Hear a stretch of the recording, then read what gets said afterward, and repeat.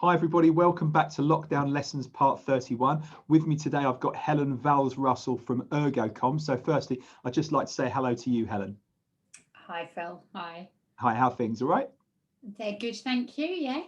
Excellent, looking forward to getting out of lockdown the same as everybody, which is great news. Obviously not everybody that's watching this at the moment is going to know exactly who you are. So firstly, could you just introduce yourself, please? Explain to me a bit more about Ergocom and how you help people, Helen.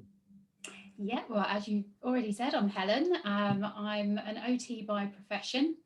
And so for those of you who don't know, OT is short for occupational therapist. And throughout my OT career, I've specialised in vocational rehabilitation. It's a passion of mine. And I started out initially working in the welfare to work sector, helping the long-term unemployed get back into work, and then moved into the insurance sector and private sector, eventually owning my own business, which is Ergocom. And Ergocom provide vocational rehabilitation services to the insurance market, employers, case managers, solicitors, variety of clients. Good stuff, good stuff. So if we can sort of cast our mind back to when we first went into lockdown, sort of way back early last year, at what point did you think there might be a problem commercially for either your businesses or your clients? Almost immediately, really. In terms of the individuals we support, they were facing a lot more barriers. And in terms of the business, there are a lot of assessments and interventions that we provide that we'd never thought of doing remotely. It had always been face-to-face. Some things do translate remotely quite well. Other things took a lot more thinking about. And there was a stage at which we were very concerned that there was a huge chunk of the business that we do that we just couldn't deliver. Okay, yeah, I think a lot of people have said exactly the same thing. They needed to transition their business because of the new environment we were moving into. To start on a positive, what would you say? What wins have you actually seen since you've gone into lockdown from your point of view? Well, we did work out ways of doing things remotely that we never thought possible. A lot of things now we deliver remotely, and we're actually getting better results in some situations. For example, things like therapy, counselling, people were more open to having remote support. So that's enabled us to allocate cases based on specialisms of therapists rather than geographical convenience. Also, a lot of the things that we're delivering remotely, and that reduces the costs for the client. And it means we can get things done a bit swifter as well sometimes, because you're not having to add in travel time. Absolutely. So those are the wins. What sort of challenges have you had to come up against, maybe earlier on during lockdown, or maybe more recently? I don't know. Some of the real challenges were things like our clients are often waiting for treatment before they can move forwards, and that was especially in the first lockdown, that was delayed. People getting lots of cancellations through for their appointments. And in those situations, sometimes we look to see if there's any access privately that they can get. And we couldn't even do that because a lot of the private hospitals and service providers were unable to offer things as well. So that was a huge barrier to them. And of course, if you're trying to help someone move into a different role, because sometimes it's not just about getting them back to their old role, it's about getting them into a new role, the jobs just aren't there. There was a recruitment freeze in so many industries that trying to help people into a new career path was very difficult. Yeah, I certainly saw that in the first sort of few months, definitely, of lockdown. So how's that actually changed? So in the last sort of 3 or 4 months, how's that actually changed? I think in terms of access to treatment, there are still some barriers, and things are better this time round.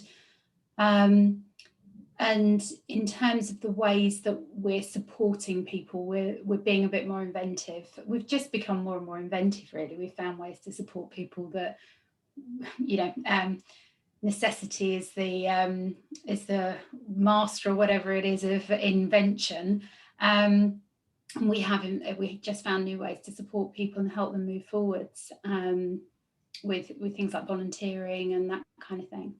Lovely. So it brings me on to the next question. So are there processes and the way you work that have had to change during lockdown, that you're actually, when you're able to do what the heck you like, you're actually going to continue doing some of the new things that you've been doing as a result of going into lockdown?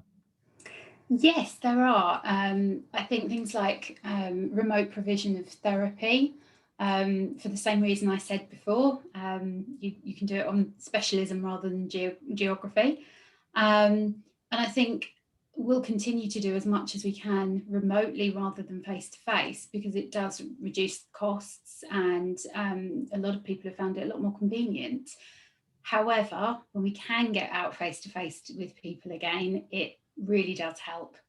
So it's nice to have both options. Good. So I suppose that you know, I've asked this question, the next question, to a lot of people actually, because we've all been through quite a turbulent time, some more than others. But what would you say you've learned about yourself during the last sort of 13 months, 14 months or so? I've realised that although I am resilient, I'm very adaptable. I need people. I do what I do because I love people, and I like the social aspects of my job. I like going to meetings and seeing my clients, and that bit I've struggled with. The four walls are getting very boring. I agree. There are, I think people are split into two when I ask that question, that half the people are sort of, you know, are quite solitary people anyway. They like their own company and they like the fact they're not being forced into sociable situations. Yes. And the other half of us, myself included, like you, are sort of, yeah, it does. We feel as though we've had part of our lives taken away, I think, really. And that's been difficult to adapt to. So, yeah, sometimes you know you're a certain personality already, but it just sort of is accentuated and made even more clear when you're forced into a situation that you're unfamiliar with. So no, it's a great answer, and thanks for that. So obviously in a couple of months' time, I think, I can't remember the exact date, we're allowed to do whatever the heck we like. So what's the first thing you're going to do when you're allowed out into the big wide world? Well, we're looking forward to next week when we're allowed to sit outside a coffee shop. I don't care how much it's raining, and have a cup of coffee, a decent cup of coffee in a cup, while sitting down with my family. I'm very much looking forward to that, with a piece of cake. Yeah, lovely. And I think there's those types of things which really didn't mean that much to us sort of maybe 18 months, 2 years ago, now mean the world to us, because it's something, you know, I think it was over the last week I've done more socializing in the last week, all outdoors of course, than I've probably done in the previous year. So yeah, it's and it was brilliant. I loved it. I thought it was amazing. So it's yeah, it's you sometimes develop a bit more gratitude than maybe you had before, when you just expected to be able to do whatever you wanted to do. And I think we've maybe all changed a little bit there, which is good, in a way, a good thing. Absolutely, yeah. The little things we appreciate more again, yeah. Yeah, absolutely. So I suppose the final two questions, I always ask these, but it's really important. If your sort of ideal customer is actually watching this now, what would they look like? What type of role would they have? What type of businesses? And how would you go about helping them? Well, one of our main ideal customers is insurers, income protection, accident and injuries. But I think the ideal client is someone in HR who is working for an organisation where they want to encourage some sort of better absence management processes, some better health and well-being, and also have a really good service to refer through to for when people are struggling and at risk of coming out of work or already out of work and need some support getting back in. Fantastic. So are there, would these sort of businesses have sort of CSR policies, corporate social responsibility? Yes, not necessarily, but yes, yeah. It's about making sure that you have an environment where people can thrive. But also, to be honest, we usually get the calls through when things have gone a bit wrong and they need a bit of help getting someone on track.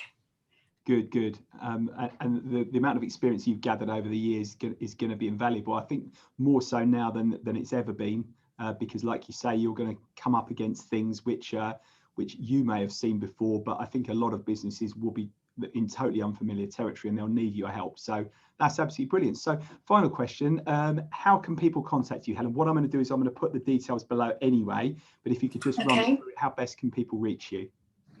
Okay, so either through the website, there's a contact page on the website, there's a referral link on the website, which is ergocom.com, or by telephone, which is 01622 933 703. And as I've said, I like people, so I'm always happy to talk through things. Lovely. Well, it's been a pleasure speaking to you, Helen. And if anyone needs to speak to Helen, please get in contact with her using the details below in the comments box. And for now, I'd just like to say goodbye to you, Helen, and catch up soon. Okay, thanks, Phil. Bye. Take care. Bye.